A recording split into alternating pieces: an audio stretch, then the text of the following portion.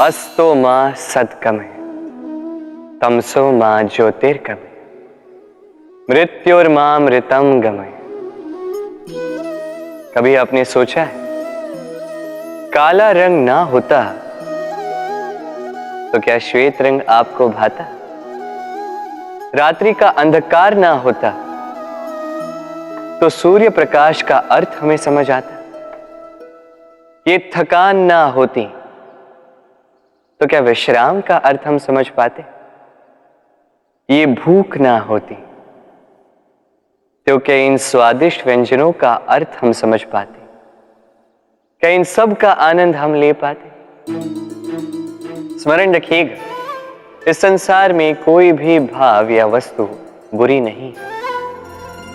यदि आप मानते हैं कि बुरी है तो किसी कारण से ये बुराई आवश्यक है, अन्यथा ईश्वर इसे हमारे संसार में रखते ही। इस बुराई का उद्देश्य है हमें अच्छाई का आभास करवाना, ताकि हम अच्छाई में अपना लक्ष्य साध सकें। इसलिए बुरों से कभी घृणा मत कीजिएगा, ये तो केवल भलाई की आवश्यकता के जनक है। उन्हें भले में परिवर्तित कीजिए, असत्य से सत्य की ओर ले जाए, अंधकार से प्रकाश की ओर ले जाए, मृत्यु से अमरत्व की ओर ले जाइए, किंतु प्रेम के पथ से। भय, ये भय सदैव मनुष्य के साथ ही रहता है। कुछ खो देने का भय, जो पा लिया उसे खो देने का भय, अब जिसके हम निकट हैं उसके दूर चले जाने का भय, जो हमारा है हमसे छिन जाने का भय। अब मनुष्य सारा जीवन व्यतीत कर देता है इस भय की छाया में। किंतु क्या कभी आपने ये सोचा है कि ये भय हमें क्यों लगता है? ये भय हमें इसलिए लगता है क्योंकि हम उस व्यक्ति, उस भाव, उस वस्तु को स्वयं से समेट कर रखते हैं। हम स्वयं उसे इतनी शक्ति दे देते हैं कि वो जब चाहे तब हमें छोड़कर जा सकता है, हमें कष्ट पहुंचा सकता है। किंतु यदि हम उस भाव, उस व्यक्ति, उस वस्तु से निर्लिप्त रहें, उसके आकर्षण से हम मुक्त हो जाएं, तो ना ही वो हमें छोड़कर जा सकता है, ना ही हमें कष्ट पहुंचा सकता है। इसलिए स्वतंत्र रहिएगा और सबको स्वतंत्र रखिएगा, प्रेम को भी। सूर्य की किरणें कितनी दिव्य होती हैं ना। प्रतीत ही नहीं होता कि ये सूर्य रात्र भर अंधकार से जूझ रहा था। ये सूर्य प्रतिदिन उदित होता है, ये भुलाकर कि पिछली सांझ में ये डूब गया था। फिर से उदित होता है, सारे संसार को प्रकाश देता है।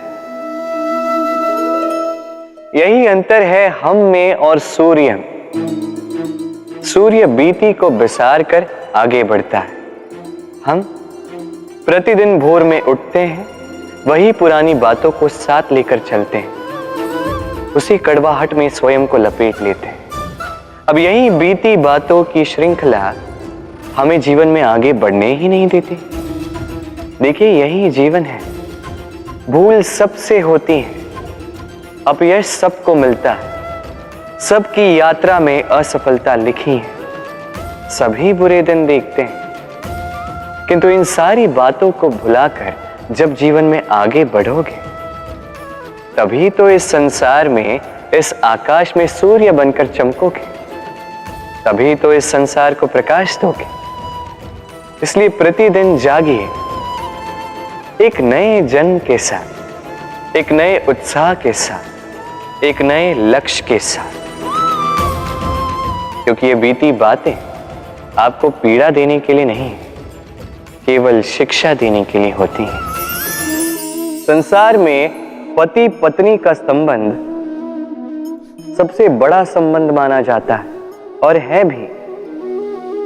सप्तपदी लेकर 7 जन्मों तक दोनों एक दूसरे के साथ जुड़ जाते हैं, एक दूसरे के अर्धांग बन जाते हैं।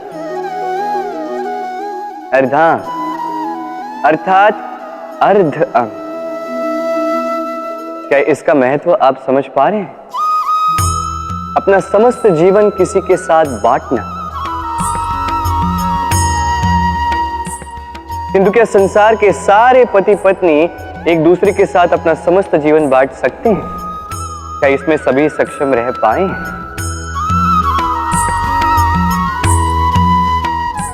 अपना जीवन किसी और के साथ बांटने के लिए सबसे महत्वपूर्ण बात है स्वीकृति, स्वीकार करना।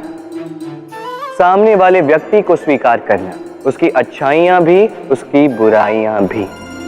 संपूर्णतः रूप से व्यक्ति को स्वीकार करना होगा, तभी ये संबंध बढ़ेगा, तभी ये संबंध और भी सुंदर बनेगा।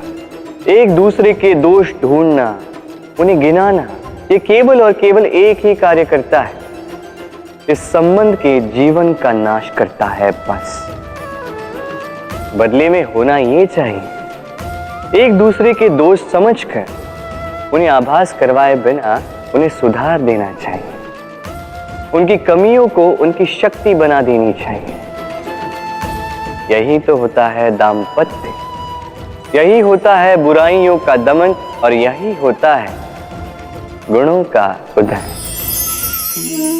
सम्मान, संबंध दोनों एक दूसरे के साथ ऐसे जुड़े हैं जैसे दीपक और बाती। ना कोई कम है ना कोई अधिक, दोनों का अधिकार समान होना चाहिए, जैसे पति पत्नी का संबंध। अब इसमें पति का अर्थ स्वामी नहीं, साथी। उसका कर्तव्य है साथ देना, आदेश देना नहीं। और ये संबंध सहकार से बनता है, अधिकार से नहीं। हाथ बढ़ाने से बढ़ता है, उंगली उठाने से नहीं। यदि इस संबंध में एक दूसरे का मान रखोगे, एक दूसरे का सम्मान करोगे, तभी ये संबंध बढ़ेगा, तभी ये संबंध अभिमान योग्य बनेगा।